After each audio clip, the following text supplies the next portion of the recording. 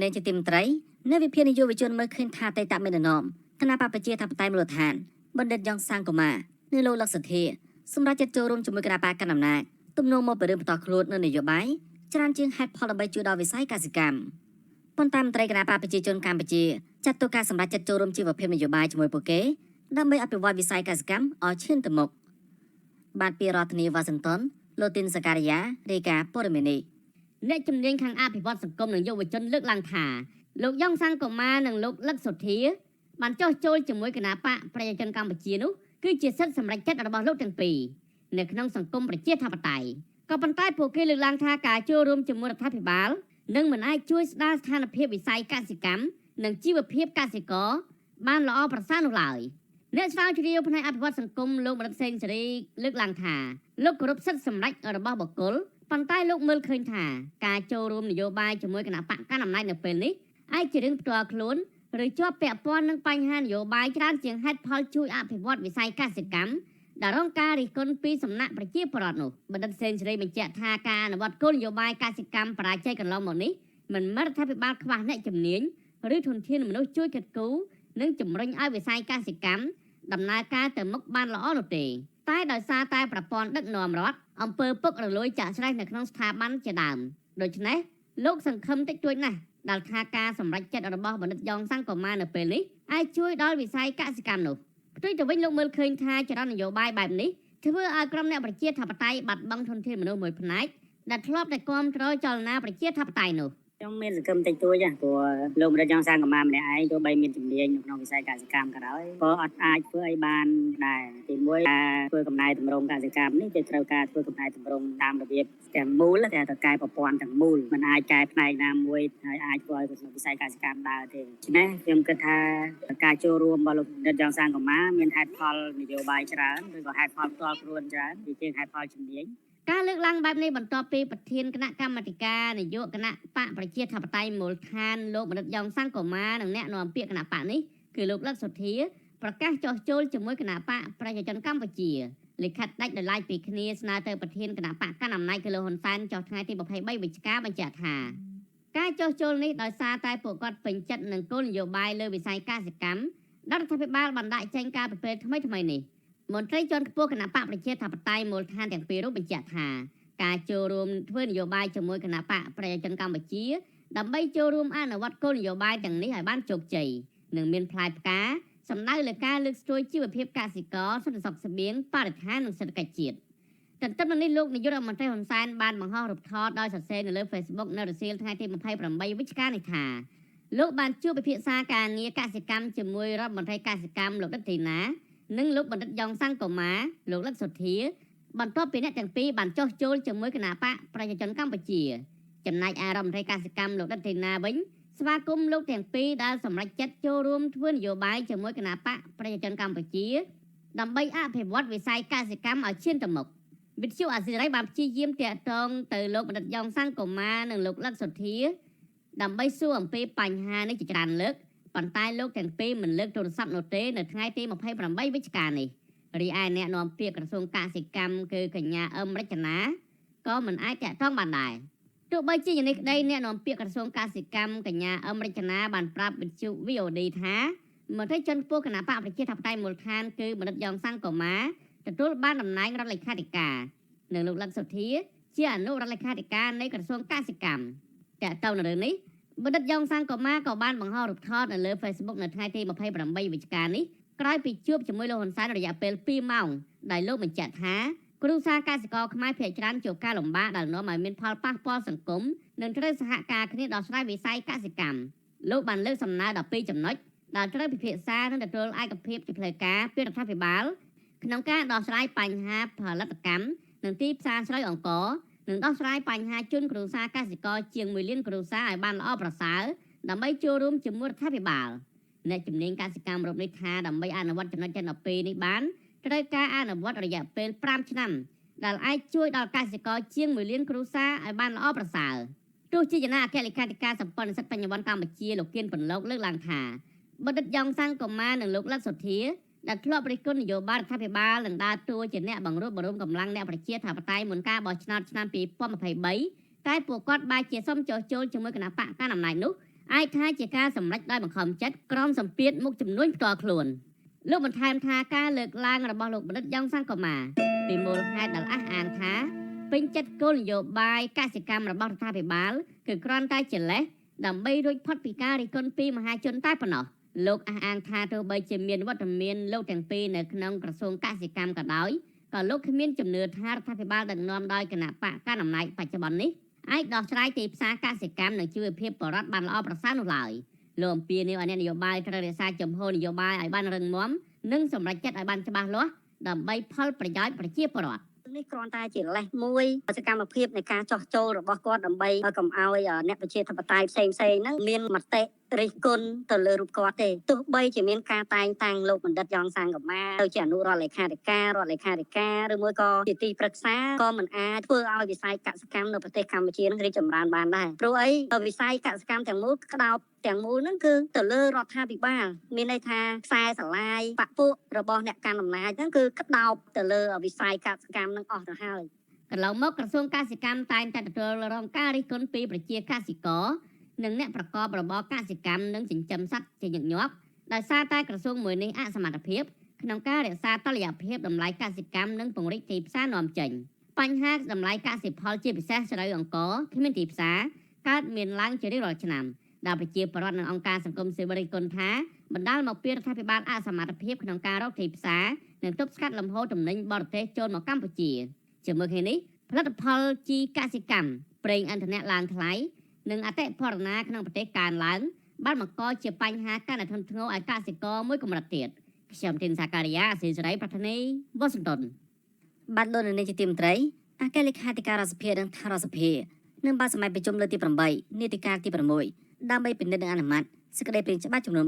4ច្បាប់ទាំង4ដែលរដ្ឋសភាក្រុងយកមកពិភាក្សាអនុម័តនៅព្រឹកថ្ងៃអង្គារទី29វិច្ឆិកានេះរួមមានសេចក្តីស្នើវិសោធនកម្មប្រការទី2ថ្មីប្រការ5ថ្មីប្រការ10ថ្មីប្រការ16និងប្រការ35ថ្មី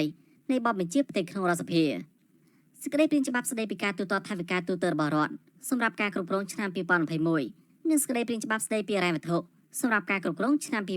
2023ការពិភាក្សាអនុម័តសេចក្តីព្រាងច្បាប់ស្តីពីការអនុម័តយកព្រមលើពិធីសារមួយចំនួនទៀតដូចជាការធ្វើវិសោធនកម្មអនុសញ្ញាស្តីពីកាសចរស៊ីវិលអន្តរជាតិពិធីសារទាក់ទងទៅនឹងការធ្វើវិសោធនកម្មមាត្រា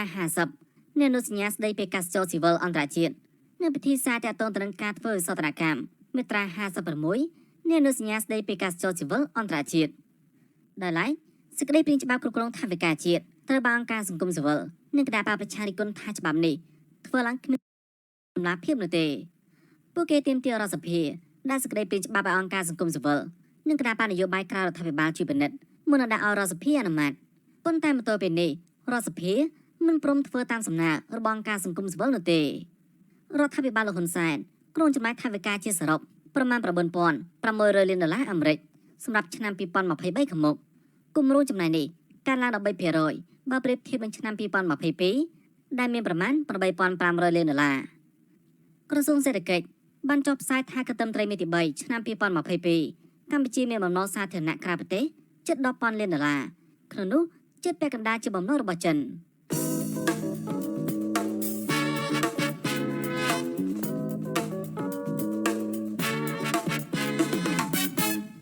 បាទលោកនាយកទីមេត្រីធនាគារពិភពលោករកឃើញថាអត្រាភាពក្រីក្រនៅកម្ពុជាកើនឡើងជិត3%ដែលធ្វើឲ្យប្រជាពលរដ្ឋប្រមាណជាកន្លះលាននាក់ធ្លាក់ខ្លួនក្រីក្រដោយសារវិបត្តិ COVID-19 របាយការណ៍ចេញដោយធនាគារពិភពលោកកាលពីថ្ងៃទី28វិច្ឆិកាឆ្នាំ2022បង្ហាញថារយៈពេល10ឆ្នាំគឺមកដល់ឆ្នាំ2019ដល់ឆ្នាំ2020អត្រាភាពក្រីក្ររបស់កម្ពុជាបានធ្លាក់ចុះពីកម្រិតជិត 34% មកនៅត្រឹមជិត 18% ដែលជួយប្រជាជនកម្ពុជាជិត2លាននាក់បរិផុតពីភាពក្រីក្រប៉ុន្តែចាប់ពីឆ្នាំ2020មកអត្រានេះបានកើនឡើង 2.8% ដែលមានន័យថាប្រជាជនជិតកន្លះលាននាក់បានធ្លាក់ទៅស្ថិតក្រោមកម្រិតប្រាក់ចំណូលនៃភាពក្រីក្រវិញរបាយការណ៍វិតម្លៃភាពក្រីក្រក្រុមចំណងជើងថាស្ដារសេដ្ឋកិច្ចកម្ពុជាឲ្យកាន់តែមានភាពបរិយាបន្ននិងភាពធន់ជាងមុនឲ្យដឹងថាចន្លោះពីឆ្នាំ2009ដល់ឆ្នាំ2019ជាទសវត្សរ៍ដែលប្រទេសកម្ពុជាទទួលបានកំណើនសេដ្ឋកិច្ចឥតឈប់ឈរនិងការកើនឡើងនៃប្រាក់ចំណូលយ៉ាងទូលំទូលាយក្នុងដំណាក់កាលនោះការកើនឡើងប្រាក់ចំណូលមិនមែនកសិកម្មជាឧទាហរណ៍នៅក្នុងវិស័យទេសចរណ៍កាត់ដេរនិងសំណង់មានចំណែកធំក្នុងការកាត់បន្ថយភាពក្រីក្រលោកស្រីម៉ារីយ៉ាមសាលីម ប្រធានគ្រប់គ្រងការិយាល័យធនាគារពិភពលោកប្រចាំកម្ពុជាមានប្រសាសន៍ថាកិច្ចខិតខំជំរុញឲ្យមានការផ្លាស់ប្ដូរចរចនាសម្ព័ន្ធបានជួយកាត់បន្ថយភាពក្រីក្រក្នុងរយៈពេលកន្លងមកប៉ុន្តែទន្ទឹមនឹងភាពជោគជ័យគួរឲ្យកត់សម្គាល់នេះគ្រួសារជាច្រើននៅក្នុងស្ថានភាពងាយរងគ្រោះនៅឡើយទេ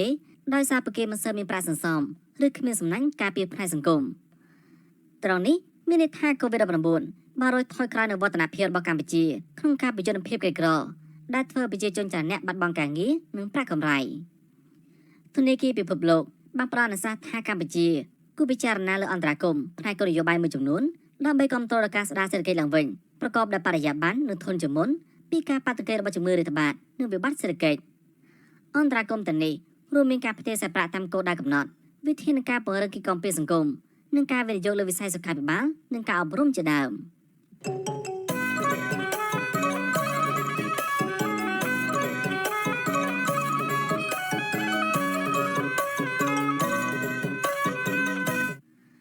បានដូចនៅនេះជាទីមត្រីក្រុមអាជ្ញាធរខណ្ឌទូគោករារាំងក្រុមយុវជនចលនាមេដាធម្មជាតិគណៈពួកគេចែកខិតប័ណ្ណអំពីកោះកុងក្រៅទៅដល់អ្នកធ្វើដំណើរកាលពីថ្ងៃទី28ខែវិច្ឆិកាមន្ត្រីអង្គការសង្គមស៊ីវិលយល់ឃើញថាការរារាំងរបស់ក្រុមអាជ្ញាធរនេះធ្វើឡើងក្នុងន័យគំរាមកំហែងដល់ក្រុមយុវជនដែលសកម្មក្នុងការកិត្តគូពីបញ្ហាប្រធាននិងធនធានធម្មជាតិដែលជាទ្រព្យសម្បត្តិរបស់ប្រជាពលរដ្ឋទាំងអស់គ្នាបាទពីរដ្ឋធានីវ៉ាស៊ីនតោនលោកសេមនិតរាយការណ៍ព័ត៌មាននេះក្រុមអាជ្ញាធរខណ្ឌទួលគោកបានចូលរារាំងក្រុមយុវជនចលនាមេដាធម្មជាតិមិនឲ្យចែកខិតប័ណ្ណអំពីកោះកុងក្រៅ2ដងនាថ្ងៃទី28ខែវិច្ឆិកាក្រុមយុវជនចលនាមេដាធម្មជាតិរួមជាមួយនឹងយុវជនស្រឡាញ់បរិស្ថានប្រមាណ20នាក់បានសហការគ្នាជំរុញឲ្យសាធារណជនទៅលេងកោះកុងក្រៅតាមរយៈការចែកខិតប័ណ្ណនិងការផូស្តាល់អំពីកោះកុងក្រៅទៅកាន់អ្នកធ្វើដំណើរតាមដងផ្លូវ3កន្លែងនៅក្នុងរាជធានីភ្នំពេញភ្លាមបន្ទាប់ពីក្រុមយុវជនចាប់ផ្ដើមចែកខិតប័ណ្ណក្រុមអាជ្ញាធរបានចុះទៅឃ្លាំមើលនិងក្រោយមកប្រហែលកន្លះម៉ោងក្រុមអាជ្ញាធរបានបញ្ជាឲ្យក្រុមយុវជនបញ្ឈប់ការចែកខិតប័ណ្ណទាំងនោះនៅចំណុចស្តុបវិទ្យាស្ថានភាសាបរទេសហៅកាត់ថា IFL នៅពេលព្រឹកនិងនៅចំណុចស្តុបសាលាតិចណូនៅពេលរសៀលដោយសម្អាងលើហេតុផលថាធ្វើឲ្យប៉ះពាល់ដល់សណ្ដាប់ធ្នាប់សាធារណៈទោះបីយ៉ាងណាក្តីក្រុមយុវជនបានជំនះចែកខិតប័ណ្ណរហូតតតែអស់ទើបពួកគេបំបែកគ្នាទៅផ្ទះរៀងៗខ្លួនដោយឡែកក្រុមអាជ្ញាធរមិនបានរារាំងសកម្មជនចែកខិតប័ណ្ណនេះនៅចំណុចវិទ្យាល័យសន្ធរមុខនោះឡើយនៅក្នុងការចែកខិតប័ណ្ណនេះក្រុមយុវជនបានពាក់អាវពោងដែលមើលទៅហាក់ដូចជាភ្ញៀវទេសចរកំពុងលេងទឹកសមុទ្រហើយមានយុវជនខ្លះបានកាន់បដាដែលមានពាក្យថាពួកយើងស្រឡាញ់កោះកុងក្រៅនិងពាក្យថាសូមក្រសួងបរិស្ថានដាក់កោះកុងក្រៅជាអូសៀនជាតិសមុទ្រជាដើមនៅក្នុងសកម្មភាពផ្សព្វផ្សាយអំពីកោះកុងក្រៅនេះក៏មានយុវជនម្នាក់និយាយផ្សព្វផ្សាយដាក់មីក្រូកាន់នៅនឹងដៃអំពីសក្តានុពលនៅតំបន់កោះកុងក្រៅនិងជំរុញឲ្យក្រសួងបរិស្ថានប្រកាសដាក់កោះកុងក្រៅជាអូសៀនជាតិសមុទ្រក្រុមអង្គការសង្គមស៊ីវិលនិងអ្នកសារព័ត៌មាននៅក្នុងស្រុកក៏បានចុះទៅអង្កេតនិងយកព័ត៌មានអំពីសកម្មភាពផ្សព្វផ្សាយអំពីសក្តានុពលនៃតំបន់កោះកុងក្រៅនោះសកម្មជនចលនាមេដាធម្មជាតិកញ្ញាធួនស្រីពៅប្រាប់បទសុអាស៊ីសេរីឲ្យដឹងថាក្រុមអាជ្ញាធរដែលបានចុះទៅរារាំងនៅពេលរសៀលត្រង់ចំណុចស្តុបសាលាតិចណូបានប្រើប្រាស់ពាក្យសម្ដីគ្មានសិលធម៌មកលើក្រុមយុវជនហើយពួកគេថែមទាំងបានដកយកបដាពីក្រុមយុវជនថែមទៀតផងកញ្ញាបន្ថែមថាក្រុមយុវជនចែកខិតប័ណ្ណតែនៅពេលដែលស្តុបចរាចរណ៍ឈប់តែប៉ុណ្ណោះហើយមិនបានធ្វើឲ្យប៉ះពាល់ដល់សណ្ដាប់ធ្នាប់សាធារណៈឡើយតែក្រុមអាជ្ញាធរបែរជាគំរាមរកឃាត់ខ្លួនក្រុមយុវជនទៅវិញកញ្ញាធួនស្រីពៅយល់ថាសកម្មភាពរារាំងរបស់ក្រុមអាជ្ញាធរទាំងនេះឆ្លុះបញ្ចាំងឲ្យឃើញកាន់តែច្បាស់អំពីការរឹតបន្តឹងសិទ្ធិសេរីភាពបញ្ចេញមតិនៅកម្ពុជាពួកយើងសប្បាយរីករាយមែនទែននៅពេលដែលមានប្រជាពលរដ្ឋបញ្ចេញសម្លេងថាស៊ូគ្នាយើងស៊ូអញ្ចឹងទោះបីអារម្មណ៍យើងខ្លាចអារម្មណ៍យើងភ័យអារម្មណ៍យើងពងច្បោកច្បល់បណ្ណាវាដូចអាលាយអស់លីងវាដូចអាលាយវាដូចអាសាយអស់លីងយើងមានតែទឹកចិត្តយើងនៅតែបន្តធ្វើវាតែបើសួរថាភ័យខ្លាចអត់ទៅឈប់សកម្មភាពអត់ពួកយើងអត់ទៅឈប់ឯពួកយើងនៅតែធ្វើបន្តទៀតវិទ្យុអាស៊ីសេរីនៅពុំទាន់អាចតាក់ទងអ្នកនាំពាក្យនៃស្នងការដ្ឋាននគរបាលរាជធានីភ្នំពេញលោកសាសុកសិហាដើម្បីសូមបកស្រាយចំពោះការចុះរារាំងសកម្មភាពក្រុមយុវជនបាននៅឡើយនៅថ្ងៃទី28វិច្ឆិកាដោយទូរស័ព្ទចូលតែពុំមានអ្នកទទួលជុំវិញរឿងនេះយុវជនស្រឡាញ់បរិស្ថានលោកហេងលីហុងដែលបានចូលរួមផ្សព្វផ្សាយពីកោះកុងក្រៅនេះដែរបានលើកឡើងថា ប្រជាពលរដ្ឋដែលទទួលបានខិត្តប័ណ្ណអំពីកោះកុងក្រៅសម្ដែងការរីករាយនិងបានសួរព័ត៌មានបន្ថែមអំពីកោះកុងក្រៅព្រោះពួកគាត់ចង់ទៅកម្សាន្តនៅកោះនេះក៏ប៉ុន្តែពួកគាត់មិនដឹងថាទៅដោយរបៀបណាលោកហេលីហងបន្ថែមថាមូលហេតុដែលក្រមយុវជនចង់ឲ្យរដ្ឋាភិបាលដាក់កោះកុងក្រៅជាអូសៀនជាតិសមុទ្រព្រោះកោះកុងក្រៅមានសក្តានុពលខ្លាំងក្នុងការតាក់ទាញភ្ញៀវទេសចរជាតិនិងអន្តរជាតិតាមបែបធម្មជាតិហើយក្រមយុវជនមិនចង់ឲ្យមានការអភិវឌ្ឍដែលបំផ្លាញបរិស្ថាននៅលើកោះនោះឡើយបើសិនជាមានប្រជាពលរដ្ឋច្រើនទៅលេងនៅកោះកុងក្រៅទៅទីមួយវាប្រើចំណូលទៅដល់សង្គមដែលរស់នៅទីនោះផ្ទាល់បងជួយសម្រួលដល់ជីវភាពរបស់ពួកគាត់ហើយមួយទៀតគឺពួកយើងឲ្យគេនេះអភិវឌ្ឍកោះកុងក្រៅនេះទៅជាតំបន់ជាតិមួយដែលថាអាចប៉ះពាល់ដល់បរិស្ថានប៉ះពាល់ដល់ធនធានធម្មជាតិដែលនៅទីនោះដែលធ្វើឲ្យខូចប្រព័ន្ធភាពហើយជារចនាសម្ព័ន្ធដើមដែលមានតាំងពីយូរមកហើយណាបងវាចង់រក្សាភាពដើមរបស់នៅទីនោះពួកយើងអត់ចង់ឲ្យមានការឈូសឆាយទៅឈើដើម្បីតាមតអគារធំហើយពួកយើងក៏អត់ចង់ឃើញការបំពុលទឹកសមុទ្រដែរបាទការទៀមទារបស់ក្រមយុវជនជាបន្តបន្ទាប់នៅពេលនេះដោយសារតែក្រសួងបរិស្ថានកាលពីខែមិថុនាឆ្នាំ2020បានបញ្ជូនមន្ត្រីជំនាញចុះទៅសិក្សាស្រាវជ្រាវរៀបចំឯកសារនិងទិន្នន័យតាក់ទិននឹងកោះកុងក្រៅតាំងពីឆ្នាំ1916ហើយក្រសួងថានឹងអាចប្រកាសតំបន់កោះកុងក្រៅនេះជាអូសៀនជាតិសមុទ្រក្នុងអំឡុងឆ្នាំ2021ក្រោយបញ្ចប់ការសិក្សារួចហើយប៉ុន្តែរយៈពេលជាង6ឆ្នាំមកនេះក្រសួងមិនបានបង្ហាញជាសាធារណៈអំពីលទ្ធផលនៃការសិក្សាស្រាវជ្រាវឬប្រកាសតំបន់កោះកុងក្រៅជាអូសៀនជាតិសមុទ្រដោយការសន្យារបស់ក្រសួងនោះឡើយបញ្ហានេះធ្វើឲ្យក្រមយុវជនបារម្ភពីការបាត់បង់តំបន់ធម្មជាតិមួយនេះខណៈតំបន់នោះបានប្រគល់ឲ្យសមាជិកព្រឹទ្ធសភាមកពីគណៈបកប្រជាជនកម្ពុជាគឺអង្គការលីយ៉ុងផាត់សម្រាប់អភិវឌ្ឍតើតើនឹងរឿងនេះវិទ្យុអាស៊ីសេរីនៅពុំទាន់អាចសុំការឆ្លើយតបពីអ្នកនាំពាក្យក្រសួងបរិស្ថានលោកនេតភត្រាបានឡើយទេដោយទូរស័ព្ទចូលតែពុំមានអ្នកទទួលទោះយ៉ាងណាក្តីកន្លងមកលោកនេតភត្រាធ្លាប់បានលើកឡើងថាក្រសួងពិតជាមានបំណងដាក់កោះកុងក្រៅជាអូសៀនជាតិសមុទ្រប៉ុន្តែមិនទាន់អាចបញ្ជាក់ពេលវេលាច្បាស់លាស់បាននៅឡើយទេប្រធានសមាគមសម្ព័ន្ធនិស្សិតបញ្ញវន្តខ្មែរលោកកើតសរាយដែលបានចូលរួមសង្កេតការផ្សព្វផ្សាយអំពីកោះកុងក្រៅនេះដែរយល់ឃើញថាការរារាំងរបស់ក្រមអាជ្ញាធរមកលើក្រមយុវជនទាំងនេះគឺជាការគំរាមកំហែងបំបាក់ស្មារតីក្រមយុវជនដែលពួកគេបានបង្ហាញនៅគំរូក្លាហានចូលរួមទាមទារឲ្យក្រសួងបរិស្ថានប្រកាសដាក់កោះកុងក្រៅជាអូសៀនជាតិសមុទ្រនិងដកហូតកោះដែលធំជាងគេរបស់កម្ពុជាបន្ទាប់ពីកោះត្រល់ពីក្រុមហ៊ុនរបស់លោកលីយ៉ុងផាត់មកជាសម្បត្តិរដ្ឋវិញលោកបន្ថែមថាដើម្បីកុំឲ្យសាធារណជនព្រួយបារម្ភពីការធ្វើឲ្យបាត់បង់សម្រស់បែបធម្មជាតិកោះកុងក្រៅនោះរដ្ឋាភិបាលគួរដាក់កោះកុងក្រៅជាអូសៀនជាតិសមុទ្រឲ្យបានឆាប់រដ្ឋាភិបាលនិងសម័យក្រសួងគួរតែបន្លឿននៅក្នុងការដាក់កោះកុងក្រៅជាតំបន់អភិរក្សជាឈានសមុទ្រជាតិជាជាងដែលនៅតែទុកគៀមកាត់នេះហើយពួកយើងបារម្ភថានឹងមានការខុបខិតគ្នាទៀតដើម្បីបំផ្លាញនៅតំបន់ទាំងនោះជាពិសេសជីវៈចម្រុះក្រមយុវជនចលនាមេដាធម្មជាតិបានធ្វើយុទ្ធនាការទាមទារដាក់កោះកុងក្រៅជាអូសៀនជាតិសមុទ្រនេះជាយូរមកហើយដូចជាយុទ្ធនាការជិះកង់តាំងពីពណ៌រូបកោះកុងក្រៅនិងការដាក់ញត្តិទៅក្រសួងបរិស្ថានជាដើមប៉ុន្តែអាជ្ញាធររដ្ឋាភិបាលមិនត្រឹមតែមិនឆ្លើយតបជាវិជ្ជមាននោះទេថែមទាំងប្រើកងកម្លាំងសមត្ថកិច្ចរារាំងពួកគាត់ជារៀងរាល់លើកថែមទៀតផងកោះកុងក្រៅជាកោះដ៏ធំស្ថិតនៅក្នុងលំហសមុទ្រកម្ពុជាមានទីតាំងនៅក្នុងឃុំជ្រោយប្រោះស្រុកកោះកុងខេត្តកោះកុងនិងមានចម្ងាយប្រមាណ30គីឡូម៉ែត្រពីក្រុងខេមរភូមិន្ទកោះកុងក្រៅគ្របដណ្ដប់ដោយព្រៃឈើក្រាស់ឃ្មឹកអមដោយទឹកជ្រោះជាច្រើនកន្លែងមានជីវៈចម្រុះជាច្រើនប្រភេទជាពិសេសកោះនេះមានឆ្នេរខ្សាច់សក្បុសនិងទឹកសមុទ្រពណ៌ខៀវស្រងាត់ក្រមយុវជនដែលធ្លាប់បានទៅដល់ទីនោះបញ្ជាក់ថាមូលហេតុដែលកោះកុងអាចរក្សាលក្ខណៈធម្មជាតិរបស់ខ្លួនបានគឺដោយសារតែមិនមានមនុស្សទៅរស់នៅនិងមិនមានការអភិវឌ្ឍពីក្រុមហ៊ុនឯកជនពួកគាត់ចង់ឃើញកោះកុងក្រៅនេះក្លាយជាអូសៀនជាតិសមុទ្រដើម្បីផលប្រយោជន៍រួមរបស់ជាតិតាមរយៈការបម្រើវិស័យទេសចរណ៍ដល់ភ្ញៀវជាតិនិងអន្តរជាតិ